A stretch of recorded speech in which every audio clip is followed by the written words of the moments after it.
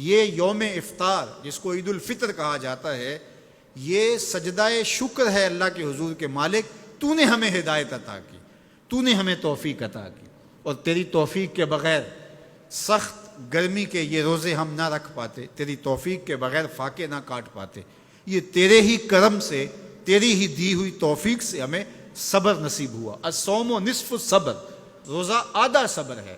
تو جس نے توفیق دی اب اسی کا شکریہ ادا کرنے کے لیے ہم کھلے میدان میں، ہم مرکز میں، ہم مسجد میں، ہم مختلف جگہوں پہ جمع ہوتے ہیں اور جمع ہو کے اس بات کا اعلان کرتے ہیں، مالک میری توفیق بھی تیرے کرم کا صدقہ، یہ قدم اٹھتے نہیں اٹھائے جاتے ہیں۔ تو نے توفیق دی تو روزے رکھے گئے، تو نے توفیق دی تو گنتی کے دن پورے ہوئے، تو نے توفیق دی تو مالک تیرے ہی حضور حاضر ہوئے، اور یہ تیرا ہی کرم ہے اور تیری ہی کرم نوازیوں کے رنگ ہیں۔ حضرت معاذ بن جبل رضی اللہ تعالیٰ عنہ فرماتے ہیں کہ ایک دن حضور نے میرا ہاتھ پکڑا اور ہاتھ پکڑ کے فرمایا، اے معاذ واللہ انی لاحبک، اللہ کی قسم میں تجھ سے پیار کرتا ہوں۔ پھر دوبارہ فرمایا، واللہ انی لاحبک، اے معاذ میں اللہ کی قسم تم سے پیار کرتا ہوں۔ اور اس پیار کی وجہ سے حضور نے حضرت معاذ بن جبل کو بتایا کیا، میں تجھ کو وصیت کرتا ہوں کہ ہر نماز کے بعد ان کلموں کو جو میں تمہیں بتا رہا ہوں ان کو ترک نہیں کرنا، اس کو بھولنا نہیں ہے، اس کو چھوڑنا نہیں ہے۔ اور وہ کیا؟ اللہم اعنی علی ذکرک و شکرک و حسن عبادتک، اے اللہ مجھے توفیق دے اپنی عبادت کی، مجھے توفیق دے اپنے ذکر کی، مجھے توفیق دے اپنا شکر ادا کرنے کی۔ تو اللہ کا شکر ادا کرنے کی اس سے توفیق مانگی، مالک نعمت بھی تو دے اور اس نعمت پر شکرانے کی توفیق بھی تو عطا کر۔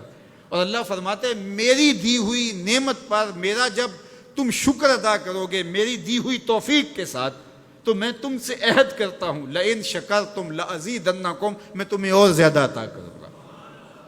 اللہ اکبر، شکریہ سے نعمت میں اضافہ ہوتا ہے، نعمت میں برکت ہوتی ہے۔ ایک دوسرے مقام پہ کتنی خوبصورت بات ارشاد کی، ما یفعل اللہ بعذابکم ان شکرتم و آمنتم، اللہ فرماتا ہے کہ وہ تمہیں عذاب دے کے کیا کرے گا اگر تم شکریہ ادا کرو اور ایمان لاؤ۔ اللہ کی چاہت نہیں ہے کہ تجھے جہنم کی بھڑکتی ہوئی آگ میں ڈالے، جو آگ تمہاری ہڈیاں توڑ کے رکھ دے، تمہارا گوشت جلا کے رکھ دے اور تم وہاں ذلت سہو، یہ تمہارے رب کی منشا نہیں ہے۔ وہ یہ چاہتا ہے کہ تمہیں جنت کی بہاریں نصیب فرمائے۔ یہ تمہارا عمل ہے کہ تم عذابوں کو خرید رہے ہو، تم عذابوں میں چھلانگے لگا رہے ہو۔ اس کی مرضی کیا ہے، اس کی رضا کیا ہے کہ تم شکر ادا کرو اور اس پر ایمان لاؤ، تو وہ تمہارے گناہ بھی معاف کرتے، تمہارے درجے بھی بلند فرماتے۔ بلکہ ایک دوسرے موقع پہ اللہ تعالیٰ نے قرآن مجید میں ارشاد فرمایا کہ تم جہنم کے گھڑے میں گرنے والے تھے، ایک جنبش پا کی دیر تھی کہ تم ایندھن بن جاتے۔ کہا کہ میری نعمت کا شکر ادا کرو کہ جس نعمت نے، اس نعمت سے مراد محمد عربی صلی اللہ علیہ وسلم، تمہیں جہنم سے نکال کے جنت کی راہوں پہ ڈال دیا۔ تو ہمارا رب ہمیں بخشنا چاہتا ہے، ہمارا رب ہماری مغفرت کرنا چاہتا ہے، ہمارے گناہوں کو معاف کرنا چاہتا ہے۔ رحمت رب بہانہ می جویت، اس کی رحمتیں بہانہ تلاش کرتی ہیں، اور بندوں کو بخشنا اسے بڑا پسند ہے۔ تو وہ کتنا کریم ہے، کتنا کریم ہے، کتنا کرم فرمانے والا ہے، کتنا رحیم ہے بندوں پر۔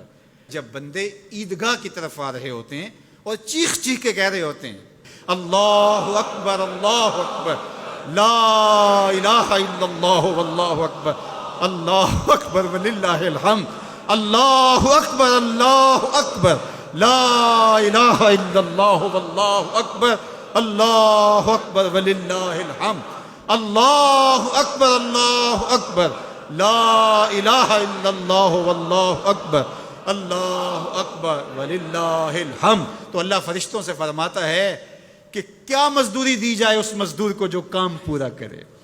تو وہ کہتے ہیں مالک اجر تو پورا ہی ملنا چاہیے۔ تو فرمایا یہ چیخ چیخ کے جو مجھے پکارتے ہوئے آ رہے ہیں میں نے ان کو بخش دیا۔ اور وہ چیخ چیخ کے کیا کہتے ہوئے آ رہے ہیں؟ اللہ اکبر لا الہ الا اللہ واللہ اکبر اللہ اکبر وللہ الحمد اللہ اکبر لا الہ الا اللہ واللہ اکبر اللہ اکبر وللہ الحمد.